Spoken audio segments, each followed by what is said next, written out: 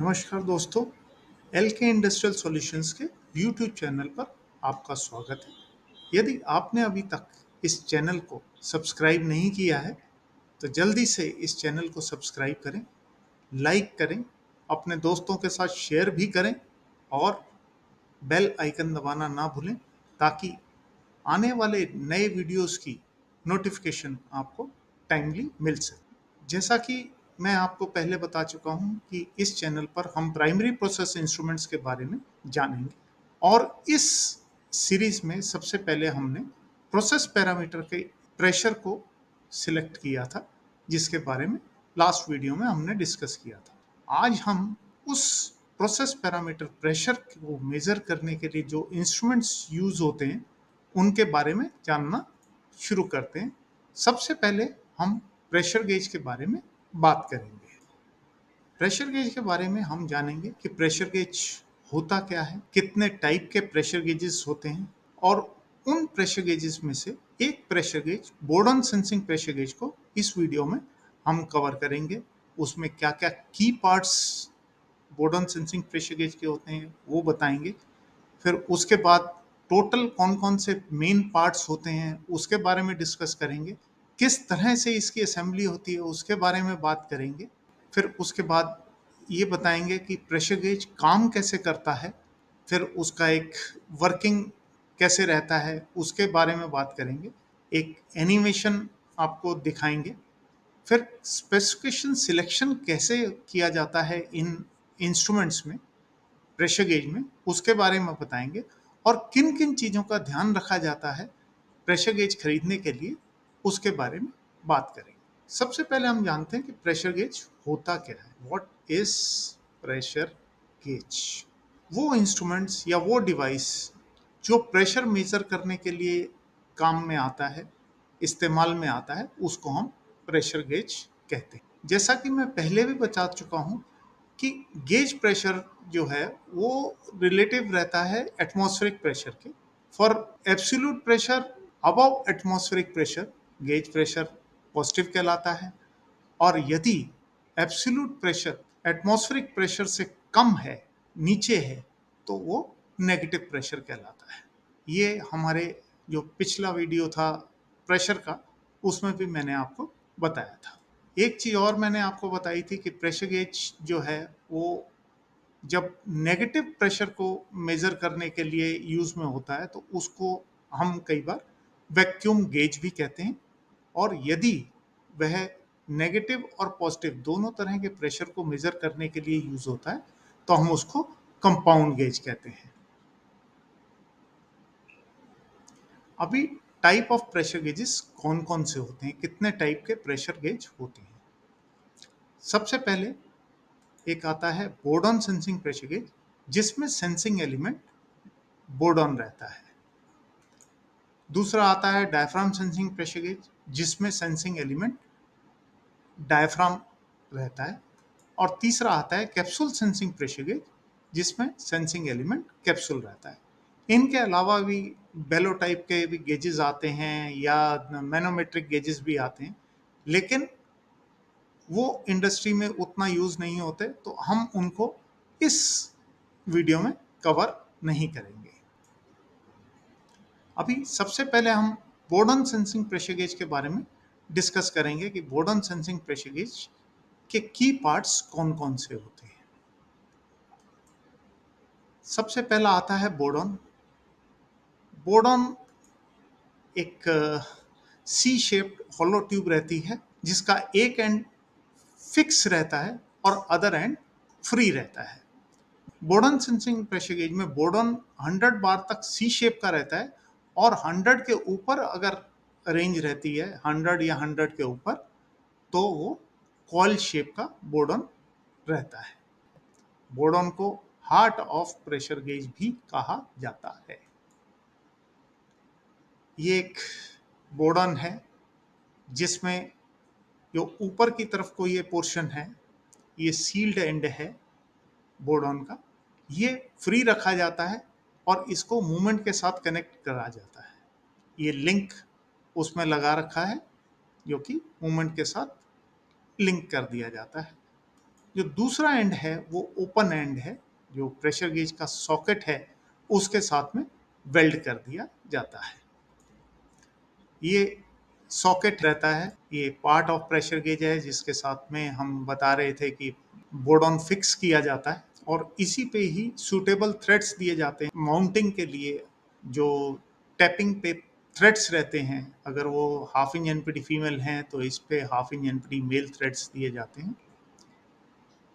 Socket में हम एक बोर बनाते हैं जिसके थ्रू प्रेशर ऊपर जाता है और जहां पर बोर्ड ऑन वेल्ड किया जाता है वहां तक उस बोर को हम करते हैं। तीसरा जो पार्ट आता है वो आती है मूवमेंट।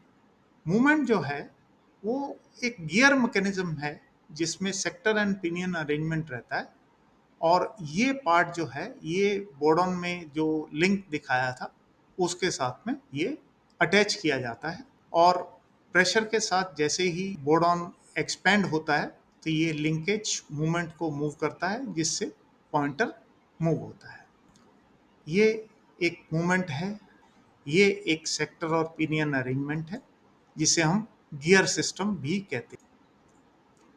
अभी total parts of pressure gauges की अगर बात करें कि ये तो पहले जो हमने बताए थे बोर्ड ऑन सॉकेट मूवमेंट, ये थे मेन पार्ट्स। अभी अगर हम टोटल पार्ट्स की बात करें इंक्लूडिंग जो बोर्ड ऑन सॉकेट मूवमेंट है, वो आते हैं सबसे पहले केस, फिर उसकी bezel ring, Bourdon socket movement, dial, pointer, window, gasket, blowout disc और जो स्क्रूज आते हैं वो इनको फिक्स करने के लिए। अभी अगर हम असेंबली देखें कि board on sensing pressure gauge की असेंबली किस तरह से होती है, तो उसके लिए मैं एक प्रेशर गेज के डिफरेंट पार्ट्स आपको दिखाता हूँ।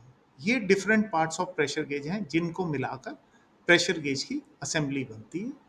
अभी अगर मैं आपको इनके बारे में बताऊं तो सबसे पहले ये केस आ गया। केस वो कवर है जिसके अंदर ये सारा मैकेनिज्म फिक्स होता है। ये हमारा बोर्ड ऑन है जो सी शेप का हमने दिखा रखा है, ये हमने सॉकेट के साथ फिक्स कर रखा है और मूवमेंट के साथ इसको कनेक्ट कर रखा है लिंकेजेस के थ्रू। तीसरी चीज आ जाती है, ये हमारी मूवमेंट है जो हमने बताया था कि गियर अरेंजमेंट है with sector and pinion arrangement. उसके बाद आता है हमारा ये हेयर स्प्रिंग कहलाता है। ये मूवमेंट का पार्ट होता है। जैसे ही बोर्ड ऑन एक्सपेंड होता है, मूवमेंट को खींचता है, तो ये जो हेयर स्प्रिंग है ये सिकुड़ता है। ये एक स्पिंडल है जिसके ऊपर हम पॉइंटर को फिक्स करते हैं और जैसे मूवमेंट की मूवमेंट होती है उसके हिसाब से वो फिर पॉइंटर मूव करता है। फिर उसके बाद ये कुछ लिंक हैं, आर्म जिसे बोलते हैं, जिसके साथ में हम बोर्ड ऑन और मूवमेंट को फिक्स करते हैं। इसके बाद आ जाता है हमारा ये डायल। डायल जिस रेंज का अपने को प्रेशर गेज चाहिए होता है उसकी मार्किंग इसके ऊपर की जाती है।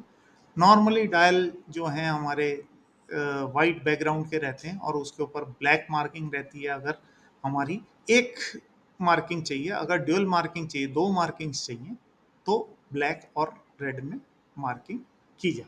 फिर जो नेक्स्ट पॉइंट आ जाता है वो है अपना पॉइंटर, जो मैंने बताया था ऊपर स्पिंडल, उसके ऊपर हम इसको फिक्स कर देते हैं ताकि मूवमेंट से ये मूव कर सके। नेक्स्ट आ जाता है हमारा ग्लास।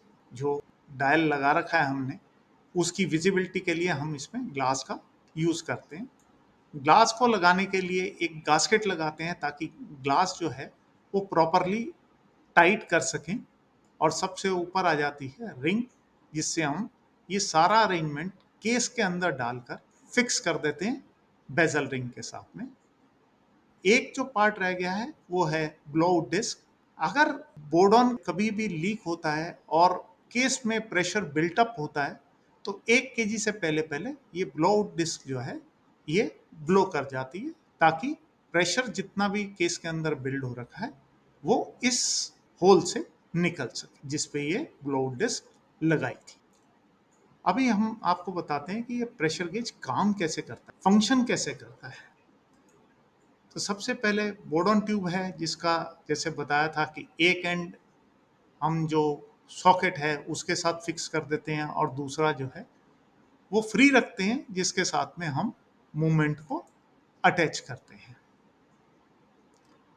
जब बोर्डन के ऊपर हम प्रेशर देते हैं या हम बोर्डन के अंदर लिक्विड को या एयर को पास करते हैं तो एक एंड तो फिक्स है, जो फ्री वाला एंड है वो कोशिश करता है कि वो स्ट्रेट हो, और जब वो स्ट्रेट होता है तो क्योंकि उसके साथ में मूवमेंट जो है वो रोटेट होती है और पॉइंटर को मूव करती है, और पॉइंटर पे जितने प्रेशर का मैग्नीट्यूड उसमें लगाया गया है उसके हिसाब से वो पॉइंटर मूव होता है, और हम कहाँ पर पॉइंटर जाकर रुका है उसकी रीडिंग को देख के ये बता सकते हैं कि इस प्रेशर गेज में अभी इतना प्रेशर है, या इस पाइपलाइन में इतना प्रेशर है, या हम कह सकते हैं इस वेसल में इतना प्रेशर है। जहां पर भी वो प्रेशर गेज लगा रखा है हमें पता लग जाएगा कि उसके अंदर कितना प्रेशर है। अभी हम जानते हैं कि प्रेशर गेज काम करता कैसे है। सबसे पहले प्रेशर गेज में जो उसका सॉकेट है उसमें जो मैंने आपको बताया था बोर है, उसके थ्रू हम जब प्रेशर देते हैं, मतलब जब प्रेशर गेज को किसी टैपिंग के ऊपर फिक्स कर देते हैं थ्रेड्स के थ्रू, जो मैंने आपको बताया था कि उसमें नीचे सॉकेट में थ्रेड्स प्रोवाइड करते हैं, टैपिंग के ऊपर प्रेशर गेज हमने लगा दिया। अब जब उसके अंदर प्रेशर जाएगा तो वो उसके जो बोर के थ्रू होता हुआ, बोर्डन के थ्रू होता हुआ जो बोर्डन के एंड तक पहुंच जाए, और जब एंड पे पहुंचेगा तो बोर्डन जो है वो स्ट्रेट होने की कोशिश करेगा और मूवमेंट के साथ में लिंक लगा रखा है, लिंक को खींचने की कोशिश करेगा। लिंक के खींचने से जो मूवमेंट है उसमें टेंशन आएगी, जिससे जो हेयर स्प्रिंग है वो कॉन्ट्रैक्ट होना शुरू होगा, और जैसे ही हेयर स्प्रिंग कॉन्ट्रैक्ट होगा सेक्टर एंड पिनियन अरेंजमेंट काम करेंगे, वर्क करेंगे, और पॉइंटर जो है ऊपर की तरफ को मूव होना शुरू हो। अभी हम इस प्रोसीजर को जो मैंने आपको बताया किस तरह से ये होता है उसके बारे में बताते हैं। ये आपका एक एनिमेशन मैंने आपको दिखाया है जिसमें ये दिखाता है कि किस तरह से बोर्डन एक्सपेंड होने की कोशिश करता है, लिंक के through sector and pinion arrangement काम करते हैं और पॉइंटर को मूव करते हैं। यदि आपने अभी तक भी इस चैनल को सब्सक्राइब नहीं किया है, कृपया जल्दी से जाकर इस चैनल को सब्सक्राइब करें, अपने दोस्तों के साथ शेयर करें, उसको लाइक करें और बेल आइकन दबाएं ताकि आपको नोटिफिकेशंस नए वीडियोस का टाइमली मिल सके। अभी क्या क्या स्पेसिफिकेशन इसमें इम्पोर्टेंट हैं और उसमें क्या क्या हम दे सकते हैं उसके बारे में हम बात करें। सबसे पहले हम आते हैं कि केस मटेरियल, जो हमने दिखाया था केस, उसका मटेरियल क्या क्या हो सकता है। आज के टाइम में दो तरह के ही केस ज्यादा चलते हैं, एक SS304 का, दूसरा SS316 का। पहले एल्यूमिनियम के भी केसिंग आते थे, अब कुछ एक दो मैन्युफैक्चरर होंगे जो एल्यूमिनियम केसिंग देते हैं, अदरवाइज सबने स्टैंडर्डाइज कर दिया SS304 या SS316 पे। जो स्मॉल गेजेस हैं 4 इंच के नीचे वाले, जो मतलब आपका 1.5 इंच हो गया, 2 इंच हो गया, 2.5 इंच हो गया, 3 इंच हो गया, उसमें आपको प्रेस स्टील केस भी मिल जाता है। दूसरा आपका आता है कि प्रेशर गेज की एंट्री। नॉर्मली प्रेशर गेज में एंट्री या तो बॉटम से होती है या बैक से होती है, लेकिन कुछ जगहों पर लोग जो हैं वो कहते हैं कि हमें टॉप से भी एंट्री चाहिए, तो वो भी अवेलेबल रहती है, लेकिन इंडस्ट्री में most of the time bottom entry या बैक एंट्री इंस्ट्रूमेंट्स ही यूज होते हैं। फिर उसके बाद आ जाता है माउंटिंग। अगर आपका प्रेशर गेज बॉटम एंट्री है तो उसमें लोकल माउंटिंग पॉसिबल हो सकती है, कि मतलब डायरेक्टली आपने पाइपलाइन के ऊपर लगा दिया। बॉटम एंट्री के साथ में सरफेस माउंटिंग भी पॉसिबल है। सरफेस मतलब किसी सरफेस पे लगाना, जैसे अगर मैं आपको साधारण भाषा में कहूँ तो जैसे आप स्प्लिट एसी का इनर यूनिट लगाते हैं, दीवार के ऊपर आप लगाते हैं, वो आपको बाहर से पूरी की पूरी यूनिट दिख रही हो, ऐसे ही सरफेस माउंटिंग में आपका जो पैनल है या वॉल है उसकी सरफेस के ऊपर गेज लगाया जाता है। बैक एंट्री है तो बैक एंट्री में हम लोकल भी यूज कर सकते हैं या पैनल और फ्लश पैनल। अगर मैं आपको फिर सिंपल भाषा में समझाना चाहूँ तो पैनल का मतलब हो गया जैसे हमारा विंडो एसी लगता है जिसमें सिर्फ आगे का कुछ पोर्शन दिखता है, बाकी हमारा कटआउट के पीछे पीछे रहे, इसको पैनल माउंटिंग या फ्लश पैनल माउंटिंग भी कहते हैं। फिर बॉटम एंट्री में एक हम 2 इंच पाइप माउंटिंग भी प्रोवाइड करते हैं, जिसमें पीछे एक ब्रैकेट रहती है जिसपे इस तरह से अरेंजमेंट दे रखा होता है कि 2 इंच की पाइप के ऊपर आप यू क्लैंप्स के थ्रू प्रेशर गेज को माउंट कर सकते हैं। फिर आपका आ जाता है डायल। डायल जैसे मैंने आपको बताया कि वाइट बैकग्राउंड ब्लैक मार्किंग का रहता है, ये नॉर्मली एल्युमिनियम के डायल्स रहते हैं, एल्युमिनियम के ऊपर मार्किंग की जाती है, वाइट बैकग्राउंड बनाया जाता है, उसके ऊपर काले रंग से मार्किंग की जाती है, जितना भी गेज का रेंज है उसके हिसाब से उसमें मार्किंग रहती है। और अगर ड्यूअल मार्किंग रहती है तो हम उसमें रेड कलर से मार्किंग करके देते हैं। तो व्हाइट बैकग्राउंड ब्लैक मार्किंग जो है वो एज ए नॉर्मल केस, अगर ड्यूअल मार्किंग है तो white background black and red marking उसके लिए आता है। फिर उसके बाद आ जाता है कि डायल साइज कितनी तरह के होते हैं, कितने साइज के होते हैं। हम 1.5 इंच से शुरू करते हैं जो इंडस्ट्री में रहते हैं, इससे भी नीचे का भी रहता है, 1 इंच आधे इंच के भी रहते हैं, लेकिन नॉर्मली जो इंडस्ट्री में गेज यूज होते हैं वो 1.5 इंच का रहता है, 2 इंच का रहता है, 2.5 इंच का रहता है, 4 इंच का रहता है, 6 इंच का रहता है, 8 इंच का भी है और 10 इंच का भी। कुछ मैन्युफैक्चरर्स 3 इंच के भी डायल बनाते हैं। 3 इंच मतलब 80 mm, 1.5 इंच मतलब 40 mm, 2 इंच मतलब 50 mm, 2.5 इंच मतलब 63, कुछ लोग उसको 65 बोलते हैं, 4 इंच मतलब 100 mm, 6 इंच मतलब 150 mm, कुछ लोग 160 mm का भी देते हैं, लेकिन इंडिया में नॉर्मली 150 mm का गेज यूज होता है। अमेरिकन कंट्रीज में या यूरोपियन कंट्रीज में लोग 160 mm का गेज भी यूज करते हैं। 8 इंच मतलब हो गया 200 mm और 10 इंच मतलब हो गया 250 mm। इसके बाद हम आते हैं कि बोर्डॉन किस किस मटेरियल में अवेलेबल रहते हैं। बोर्डॉन SS316 में अवेलेबल रहता है, SS316L में अवेलेबल रहता है, SS316Ti टाइटेनियम स्टेबलाइज्ड करके रहता है, उसमें रहता है। फिर उसके अलावा एक जो और मटेरियल है वो है मोनल। मोनल का यूज हम नॉर्मली सी वाटर एप्लीकेशन में करते हैं। फिर सॉकेट का मटेरियल भी बोर्डॉन की तरह ही SS316, SS316L, SS316Ti या मोनल में अवेलेबल रहता है। मूवमेंट जो है, मूवमेंट नॉर्मली SS304 यूज होता है, 99% लोग SS304 यूज करते हैं। कुछ लोग इंसिस्ट करते हैं कि हमें SS316 में मूवमेंट चाहिए। कुछ मूवमेंट्स हैं जो वो ब्रास में भी अवेलेबल रहती है। SS304 और SS316 की मूवमेंट में कोई ज्यादा फर्क नहीं रहता है परफॉर्मेंस वाइज। तो अगर मेरी माने तो SS304 की मूवमेंट बेस्ट मूवमेंट रहती है। अभी इसमें प्रेशर गेज में जैसे मैंने बताया कि आपको टैपिंग पे जो कनेक्शन है उसके हिसाब से कनेक्शन देने हैं, तो कनेक्शन होते कितने टाइप के हैं। सबसे पहले मैं आपको बताता हूँ कि एक एनपीटी टाइप का थ्रेड रहता है, ये टेपर्ड थ्रेड रहते हैं। इसमें 1/8 inch, 1/4 inch, 3/8 inch, half inch, 3/4 inch और 1 इंच, ये मेन नॉर्मल प्रेशर गेज में थ्रेड्स प्रोवाइड किए जाते हैं। इसके अलावा एक पैरेलल थ्रेड आते हैं, BSPP ब्रिटिश थ्रेड्स रहते हैं, ये BSPP पैरेलल थ्रेड्स होते हैं। इसमें भी 1/8 inch, 1/4 inch, 3/8 inch, half inch, 3/4 inch और 1 इंच यूज हो। जैसे NPT टेपर्ड थ्रेड है, ऐसे ही BSP में भी, ब्रिटिश में भी BSPT थ्रेड्स आते हैं जो टेपर्ड थ्रेड्स होते हैं, थोड़े से NPT से डिफरेंट रहते हैं, जो 1/8 inch, 1/4 inch, 3/8 inch, half inch, 3/4 inch और 1 इंच में अवेलेबल रहते हैं। इसके अलावा मीट्रिक थ्रेड्स रहते हैं, जिसमें M20x1.5, M27x1.5, M33/2, ये M मीट्रिक थ्रेड्स के लिए यूज होता है।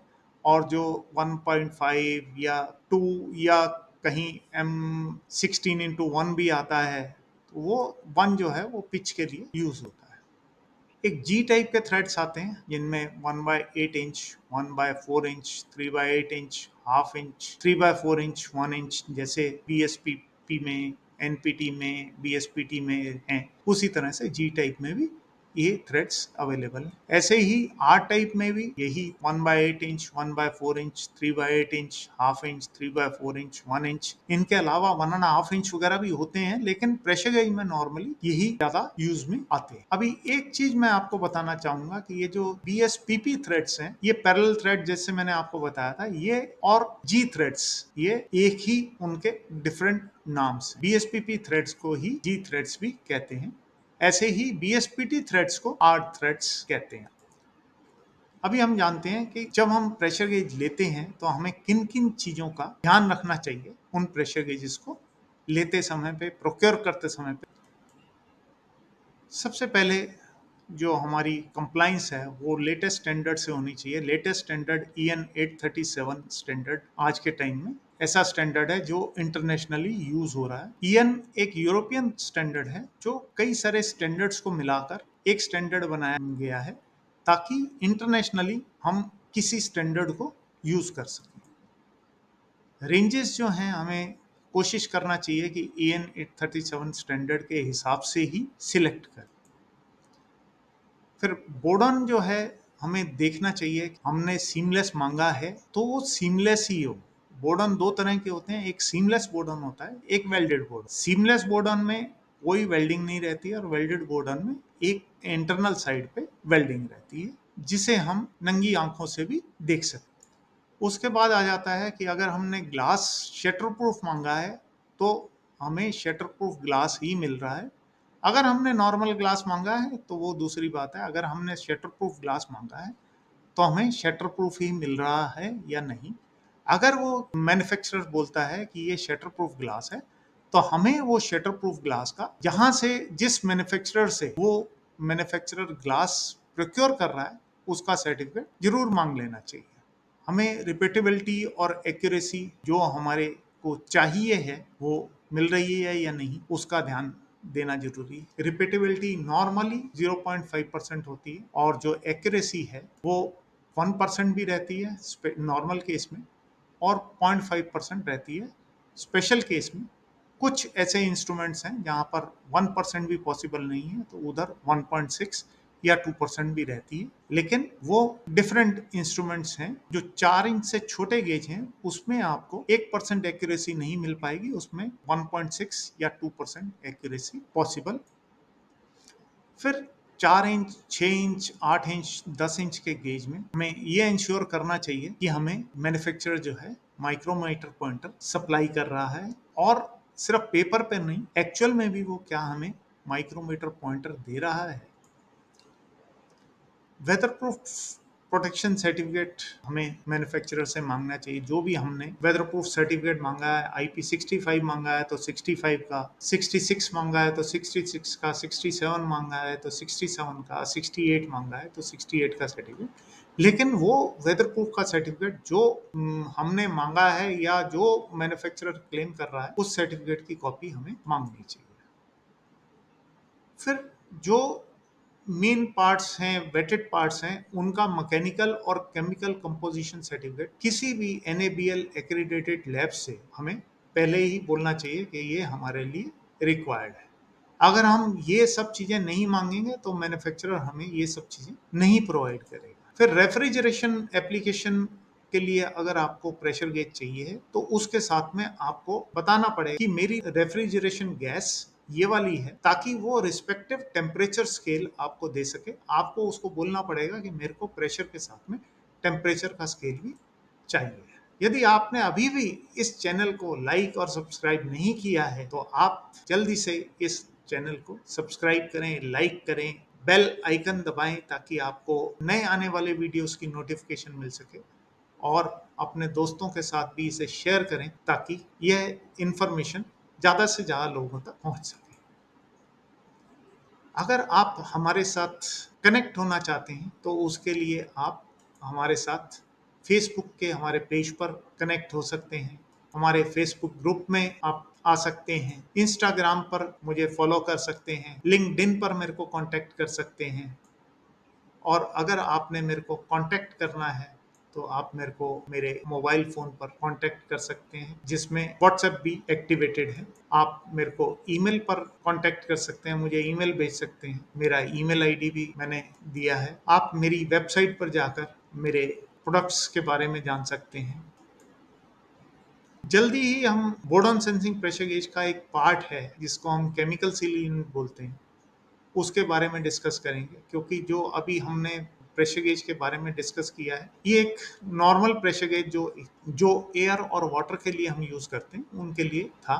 अगर हमारे पास कुछ ऐसी एप्लीकेशंस हैं जहाँ पे प्रेसिपिटेशन होता है या आपका एसिडिक एप्लीकेशन है या जहाँ पे सॉलिड पार्टिकल्स हैं वहाँ पर हमें केमिकल सील या जिसे डायफ्राम सील कहते हैं वो बोर्डन सेंसिंग प्रेशर गेज के साथ में लगानी पड़ती है। तो नेक्स्ट अपने वीडियो में हम केमिकल सील यूनिट के बारे में डिस्कस करेंगे। धन्यवाद।